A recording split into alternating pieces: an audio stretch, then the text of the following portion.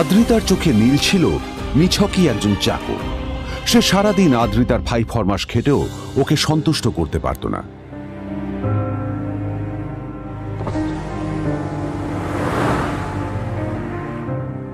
এত কিছুর পরেও কেন একজন ধনী বাবা তার মেয়েকে গরিব ছেলের সাথে বিয়ে দিলেন?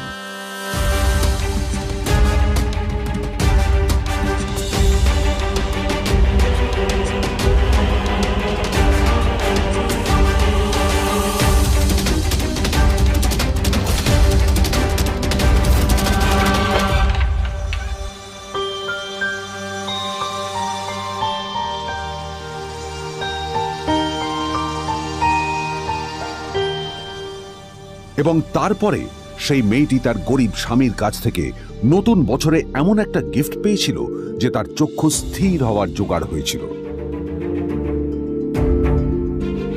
আর ওর স্বামী সম্পর্কে সত্যিটা জানার পর তো ও প্রায় অজ্ঞান হয়ে গিয়েছিল।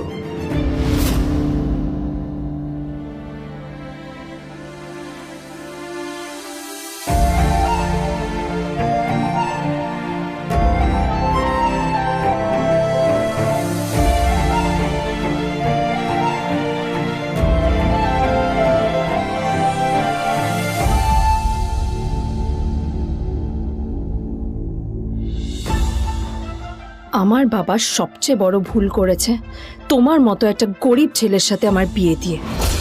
আমার সব বন্ধুদের স্বামীরা ওদের কত দামি দামি গিফট দেয়, আর তুমি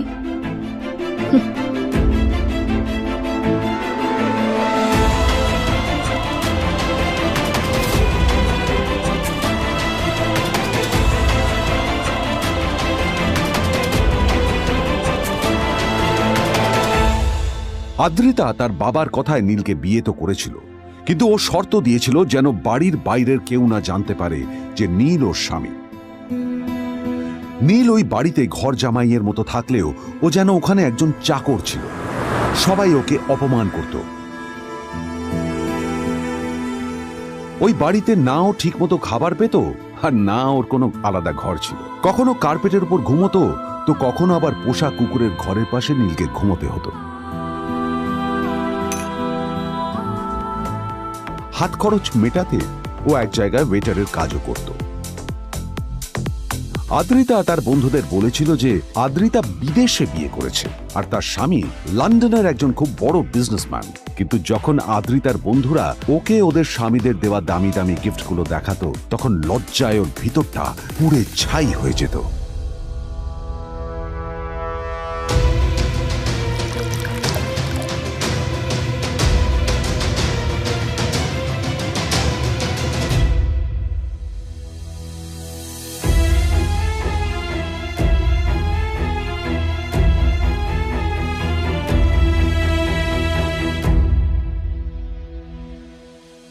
এই যে শোনো, নিউ ইয়ারে আমার একটা গিফট চাই তোমার থেকে। আর গিফট যেন দামি হয়, হ্যাঁ, মানে খুব দামি, কয়েক লাখ টাকা। ওকে? কয়েক লাখ টাকা? কিন্তু অদ্রিতা, এত টাকা আমি একসাথে কখনো দেখিনি। তোমাকে এত দামি গিফট আমি কি করে দেব? এটা তো তোমার বিয়ে করার আগে ভাবা উচিত ছিল। একজন পুরুষ মানুষ হয়ে নিজের স্ত্রীর এইটুকু ইচ্ছা তুমি পূরণ করতে পারবে না? স্ত্রীর এই কথাগুলো নীলকে আহত করে। নিঃশব্দে ওখান থেকে চলে যায় নীল।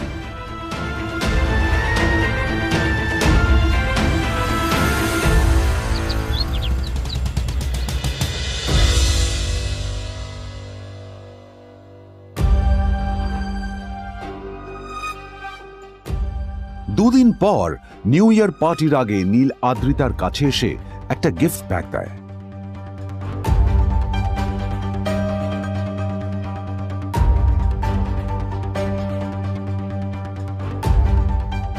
আদ্রিতা মুখ বেজার করে বাক্সটা খুলল, তবে তারপর বাক্সের ভেতরে গিফটটা দেখতেই ও চমকে গেল।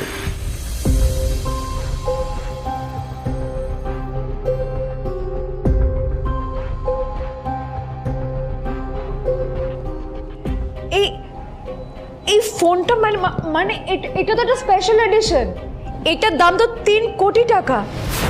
তুমি এটা পেলে কোথা থেকে? আসলে আসলে এটা অরিজিনাল নয়। আমি ওই ফোনটারই একটা কপি এনেছি।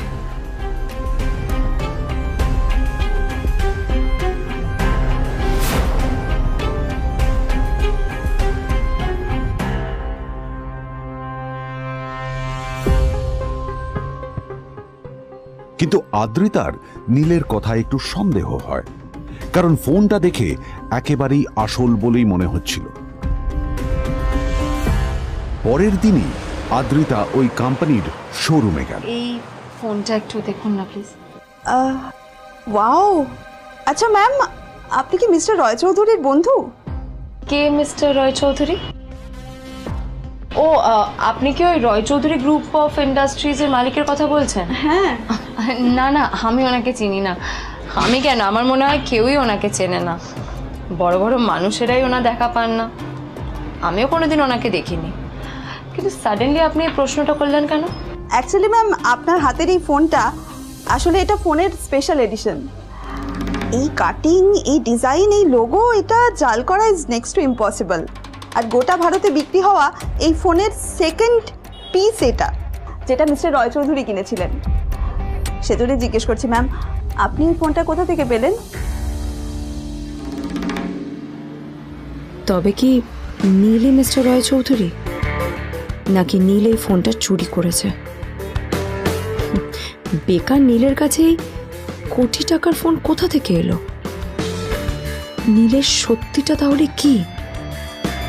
আর ও যদি সত্যি বড়লোক হয়ে থাকে, তবে ও নিজের শ্বশুর বাড়িতে খরচামাই হই বা থাকে কেন? আদ্রিতা এসব কথাই মনে মনে ভাবছিল। তবে আদ্রিতার বিশ্বাস ছিল যে কোনো না কোনো মতলব করেই নীল এই ফোনটা আদ্রিতার জন্য নিয়ে এসেছিল। কিছুদিন পর আদ্রিতা সেই ফোনটার কথা ভুলে গেল। নীল সকাল সকাল ঘুরতে বেরিয়েছে বাইরে।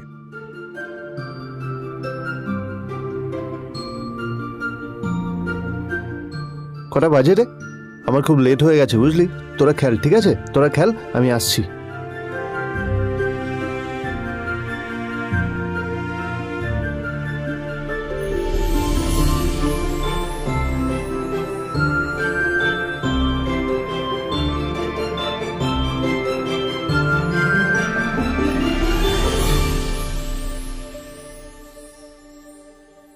নীল, জল পড়ছে না কেন দেখো না। নীল, নীল, নীল কোথায় গেল? নীল,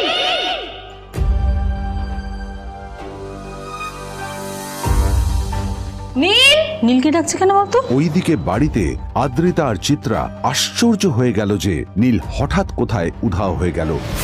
মা তোমাকে কিছু বলে গেছে নীল? হ্যাঁ, কোথায় গেছে ও? না, আমি ওর কোনো খোঁজ খবর রাখি না। আমার একটা কথা মনে হচ্ছে, ওকে না এবার একটু শীতে করতে হবে। একটা কাজে যদি আসতো ছেলেটা, যখনই কোনো কাজের কথা বলি ভ্যানিশ হয়ে যায়। আমি ওকে বলেছিলাম R&B গোল্ড এন্ড ডায়মন্ড থেকে আমার সেটটা নিয়ে আসতে, আনেনি। আনেনি। আজকেও ভালো করে অফিসে নিয়ে যাব, ভ্যানিশ হয়ে গেল। কোথায় গেল কে জানে। আমার ভাগ্যে জুটেছে এরকম একটা ছেলে। এই যে তুমি কেন বিয়েটা দিয়েছিলে আমাকে? এটা আবার কি বলছিস? আমার কি দোষ? দেখ, ওই অসভ্য ছেলেটার সাথে বিয়ে দিতে চাইনি। যা করেছে তোর বাবা করেছে, এটা আমার কোনো দোষ। তখনই হঠাৎ নীল সেখানে এসে উপস্থিত হলো, কিন্তু ও দুজনকে উপেক্ষা করে ভিতরে চলে যাওয়াই শ্রেয় মনে করল। এই যে লাট সাহেব ফিরলেন রাজকার্য করে। এদিকে এসো, তোমার ফাঁকিবাজির আলোচনাই এখানে চলছে। মা প্লিজ থাক, মা থাক, ভাল লাগছে না। এমনিতেই অফিসের জন্য আমার লেট হয়ে যাচ্ছে, আর বিজন আমার ওয়েটও করছে। বিজনের নাম শুনেই নীলের মুখটা ফ্যাকাশে হয়ে গেল। আদ্রিতা নীলকে উপেক্ষা করেই বলল, আরে যে এই ছেলেটার মতো আর একটা ফাঁকিবাজ না তুমি পাবে না। তুমি কেন দাঁড়িয়ে আছো? এই যে শোনো শোনো শোনো শোনো, দাঁড়িয়ে আছো কেন? তোমাকে আমি বলেছিলাম R&B গোল্ড ডায়মন্ড থেকে আমার সেটটা তুলেছো, তোলোনি তো। এইটা চাই না আমার। তুমি আমার সাথে অফিসে যাবে, ফেরার পথে তুমি সেটটা নিয়ে আসবে। তোমার জন্য সবসময় লেট হয়ে অফিসে, তোমার জন্য বিরক্ত লাগে। আর ব্যাগটা নিয়ে ওর পেছন পেছন কোথায় যাচ্ছ? যা দিয়ে ওখানে রেখে এসো। নীল চিত্রার সাথে মাঝে মাঝে ঝগড়া করলেও তার স্ত্রী আদ্রিতার সাথে ও কখনো ঝগড়া করতো না। সত্য সব অপদার্থ।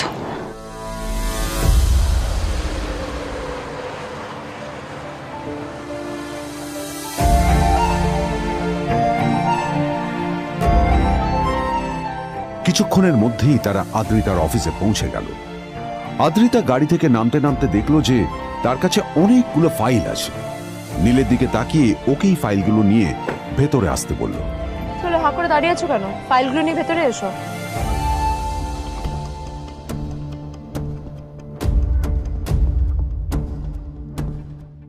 আদ্রিতা যখন ওর ক্যাবিনে পৌঁছলো তখন দেখলো সেখানে আগে থেকেই ওর বন্ধু এবং বিজনেস পার্টনার বিজন বসে ওর জন্য অপেক্ষা করছে।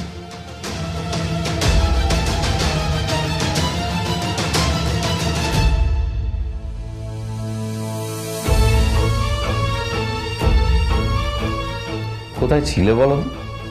আমি 1 ঘন্টা ধরে তোমার জন্য এখানে ওয়েট করছি। এই লোকটার কি কোনো কাজকর্ম নেই? 1 ঘন্টা ধরে বসে আমার স্ত্রী আদ্রিতার জন্য অপেক্ষা করছে। সরি বিজন, আমি খুবই দুঃখিত যে বাড়ির কিছু লোকের জন্য না আমার সবসময় লেট হয়ে যায়। আদ্রিতার কথা শোনার পর বিজনের 1 ঘন্টা অপেক্ষা করার অভিযোগ 1 মুহূর্তের মধ্যে মিলিয়ে গিয়েছিল। কি হলো, হাসছো কেন? লটারি পেলে নাকি? লটারি? হ্যাঁ, তুমি আসা মানে আমার কাছে লটারির থেকেও বেশি দাম। তবে তার থেকে কিঞ্চিত কম দামি একটা গিফট আমি তোমার জন্য এনেছি।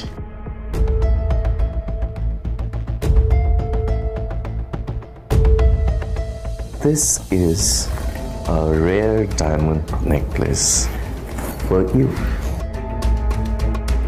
এটা আমার জন্য? সত্যি? এই শহরে এটা খুঁজে পাওয়া খুব বিরল। Just like you. Like it? Thank you. You're welcome. Thank you for the gift. আসি তাহলে এখন।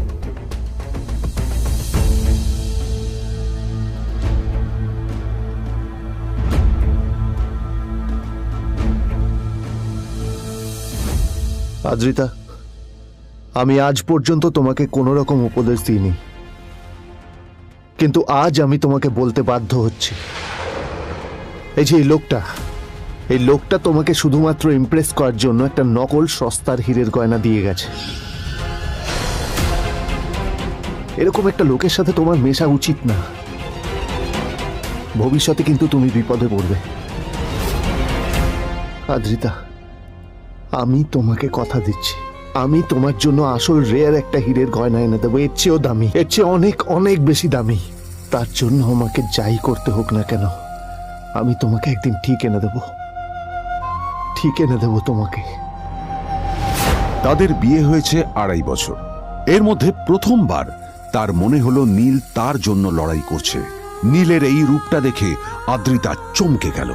আজ প্রথমবারের মতো আদ্রিতার মনে প্রশ্ন এলো, নীলকে নিজের থেকে দূরে সরিয়ে রেখে আমি কি কোনো ভুল করছি? না না, এটা আমি কি ভাবছি?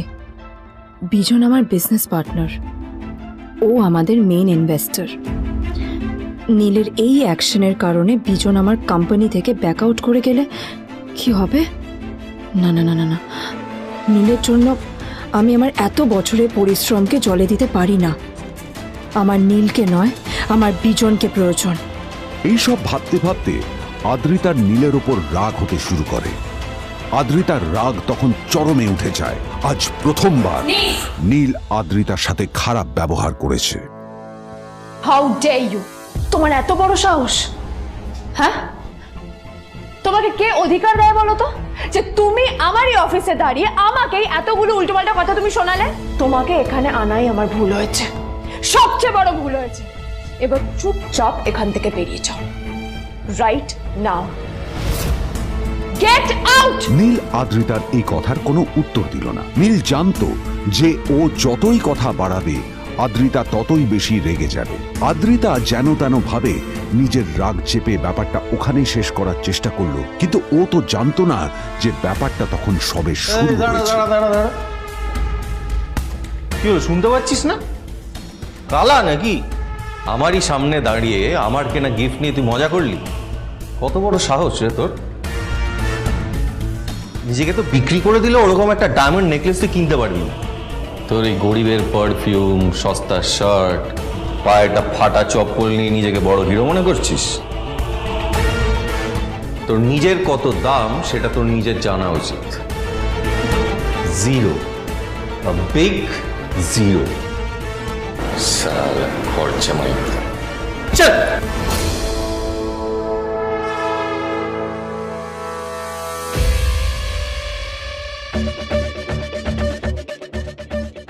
নীল তখনও ঝামেলা করার মেজাজ ছিল না, কিন্তু যখন কেউ অন্যের নীরবতা সুযোগ নিতে শুরু করে তখন কথা বলাটা প্রয়োজন। নীল আঙুল তুলে পেছনের দিকে ইশারা করে। প্রথম কথা, ওই যে ওখানে দাঁড়িয়ে আছে, ও আমার স্ত্রী।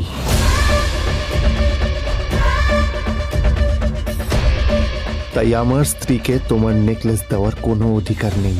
ওকে যদি নেকলেস দিতে হয় তাহলে আমি দেব। তাই এসব ফ্রডগিরি বন্ধ করো। আর দ্বিতীয় কথা, যার পকেটে পয়সা নেই ঝনঝন আওয়াজ করা তার মানায় না।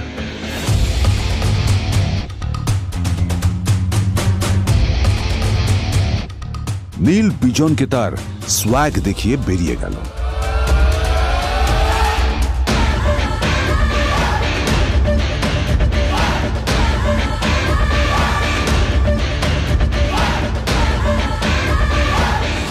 আদ্রিতার রাগে গজগজ করছিল। ওর জ্বলন্ত চোখের সামনে শুধু নীলের মুখটা ভেসে উঠছিল। ও যতই নীলের কথা ভাবছিল ততই ওর রাগ বেড়ে যাচ্ছিল। গত কয়েক মাস ধরে আদ্রিতার কোম্পানির অবস্থা একেবারেই ভালো ছিল না। আদ্রিতা তা সামলানোর আপ্রাণ চেষ্টা করছিল। কি যে করবেও সেইটাই বুঝে উঠতে পারছিল না। তারপর বিজনের সাথে ওর দেখা হলো, আর তখনই বিজনের সাথে ওর বন্ধুত্ব হলো। বিজন একটা খুব বড় পরিবারের সদস্য। আজ বিজন শুধুমাত্র আদ্রিতার কোম্পানির একজন বিজনেস পার্টনারই নয়, সাথে বড় ইনভেস্টরও। আর শুধুমাত্র বিজনের কারণেই আদ্রিতার কোম্পানি এখনো চলছে। এই কোম্পানির সমস্ত লস বিজনই বহন করে এবং আদ্রিতারও ওকে তাই খুব প্রয়োজন। বিজনের সাথে বন্ধুত্ব করা আদ্রিতার পক্ষে সহজ কাজ ছিল না। অনেক কাঠখড় পুড়িয়ে আদ্রিতা ওর কাছাকাছি এসেছিল।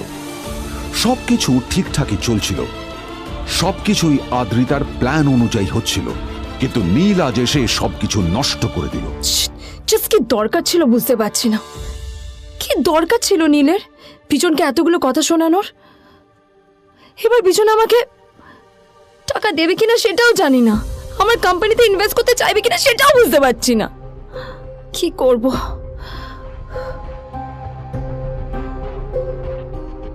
এখন আদ্রিতা ওকে কিভাবে বোঝাবে? ভুল করে যদি বিজন ওর টাকা ফেরত চায় তবে আদ্রিতার কোম্পানি সেন কর্পোরেশন খুব বড় সমস্যায় পড়ে যাবে। তারপর কি হবে? সেন পরিবারের দেখভাল কে করবে? এইসব ভাবতে ভাবতে আদ্রিতা নিজের উপরেও রেগে গেল। আসলে দোষটা ওর নিজেরই। আদ্রিতা কেন নীলকে ওদের মাঝে আনতে গেল? নীলকে অফিসে নিয়ে আসারই বা কি দরকার ছিল? আর যদি সে নীলকে সাথে করে না আনতো তাহলে বিজন এখন ওর সাথেই বসে থাকতো।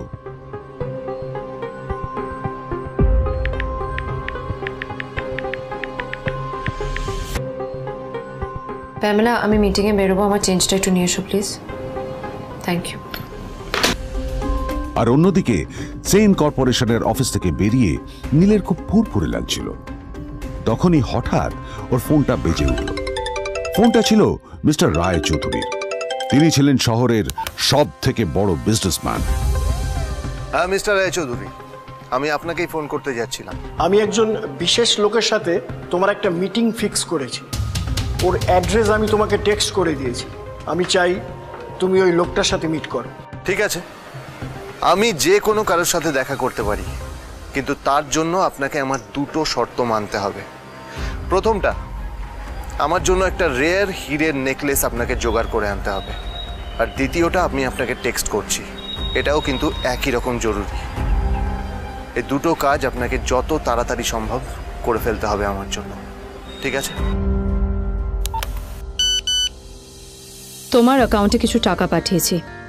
কিছু জামা কাপড় কেনো, যাতে তুমি ভদ্র সমাজে আসার যোগ্য হও আর তোমাকে আমি স্বামীর পরিচয় দিতে লজ্জা না পাই। তোমার কারণে আমার পরিবার লজ্জা পাবে, আমি সেটা চাই না। যখনই দেখি তখনই তুমি ভিকিরির মতো ছেঁড়া ফাটা জামা কাপড় পরে থাকো। আসলে আদ্রিতার বাড়িতে আজ ফ্যামিলি ডিনার পার্টি ছিল, আর শেষবার নীলের জন্য ওকে অনেক ঝামেলা পোহাতে হয়েছিল। মেসেজ পড়ে নীল ফোনটা নিজের পকেটে রেখে রাস্তার ধারে গিয়ে একটা ট্যাক্সি থামানোর জন্য হাত বাড়িয়ে দিল। নীল ট্যাক্সি ধরে গোল্ডেন সিটি অ্যাভিনিউর দিকে বেরিয়ে পড়ল।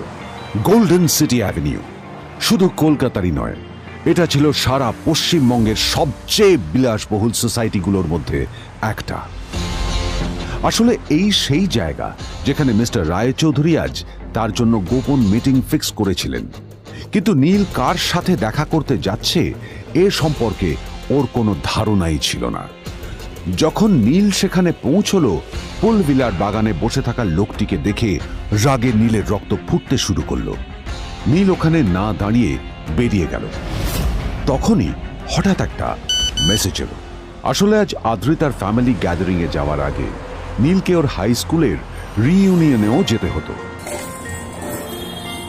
গ্র্যাজুয়েশনের পর এত বছরে এই প্রথম নীল তার কোনো কলেজ বা স্কুলের রিইউনিয়নে যাচ্ছে।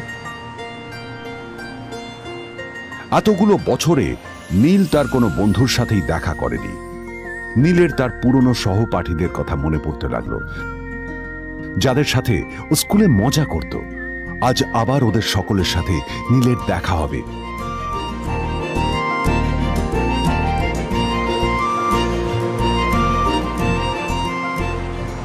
আর এই সব কিছু ভেবেই নীল এক্সাইটেড হয়ে যাচ্ছিল। আসলে সোহিনীকে নীল তার স্কুল টাইমে পছন্দ করত।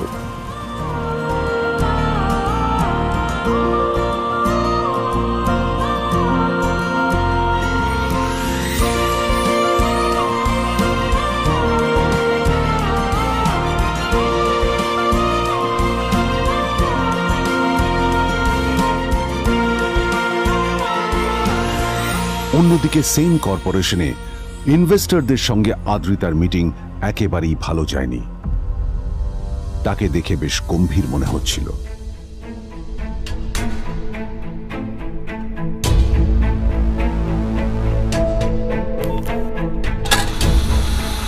ভাই, পৃথিবীতে এমন লোকও আছে, কি দিমাগ দেখলি? হ্যাঁ, কাজকর্ম তো কিছু করার নেই, আর কিছু করেও না। হ্যাঁ, শুধু চলে এসছে আমাদের ম্যাডামকে রাখাতে। এই 1 বছরে না কিচ্ছু বদলায়নি। আরে আমি তো ভেবেছিলাম যে এর সাথে ম্যাডামের আর কোনো সম্পর্কই নেই, কিন্তু না, এখন যা দেখছি উল্টে ম্যাডামের মাথায় উঠে নাচছে। আমার মাঝে মাঝে মনে হয় এদের দুজনের বিয়ে কিভাবে হলো। আর বিয়ে তো অনেক পরের কথা, 2 বছর হয়ে গেল এদের এখনো ডিভোর্স হলো না। হ্যাঁ, আমার তো ভাবলে কিরকম অবাক লাগছে। যা বলেছিস।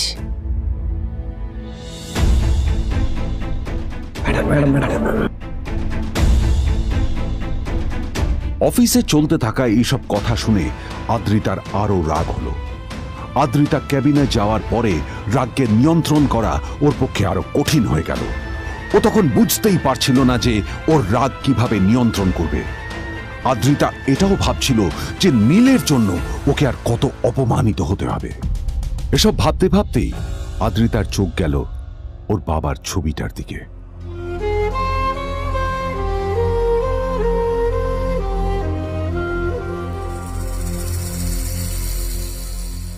আমি তো তোমার সবচেয়ে প্রিয় মেয়ে ছিলাম বাবা, তাই আমি সবসময় ভেবেছি যে তুমি আমার জন্য যাকে সিলেক্ট করবে সে সব থেকে শ্রেষ্ঠ হবে। তাই আমি নিজে থেকে কখনো কোনো রিলেশনশিপে যাইনি, আর তোমার কাছে বিয়ের কোনো শর্তও রাখিনি। কিন্তু তুমি না আমার সাথে কি করলে? এই গাধাটার সাথে আমাকে বিয়ে দিলে। আমার জীবনটা নষ্ট হয়ে গেল, শেষ হয়ে গেল।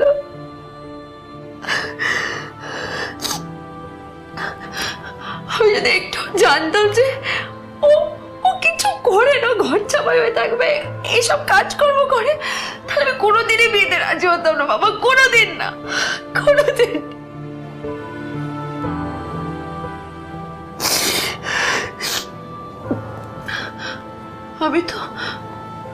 আমি তো সবসময় ভাবতাম যে বাবা মারা তাদের সন্তানের ভালো চায়, কল্যাণ চায়, তাদের জন্য চিন্তা করে, কিন্তু কিন্তু বাবা তুমি আমার জন্য একটু চিন্তা করোনি। তুমি শুধু তোমার শেষ কর্তব্যটুকু করতে চেয়েছিলে, শেষ ইচ্ছাটুকু রাখতে চেয়েছিলে, ব্যাস পালন করা হয়ে গেছে।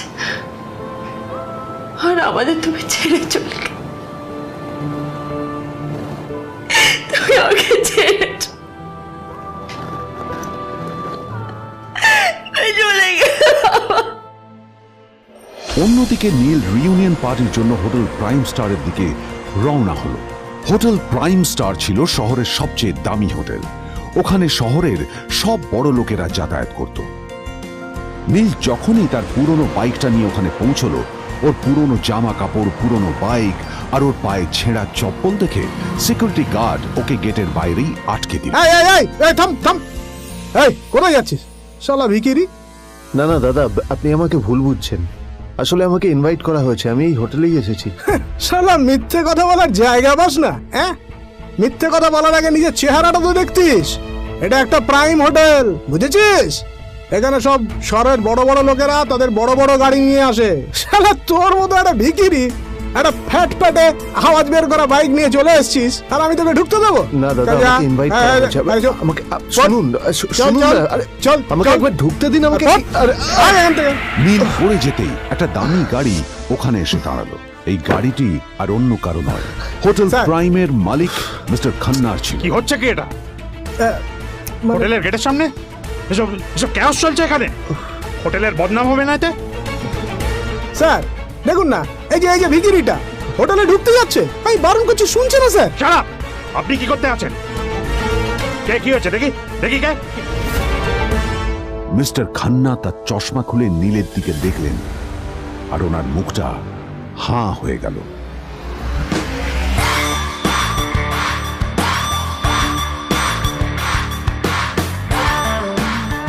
নীল স্যার, আপনি?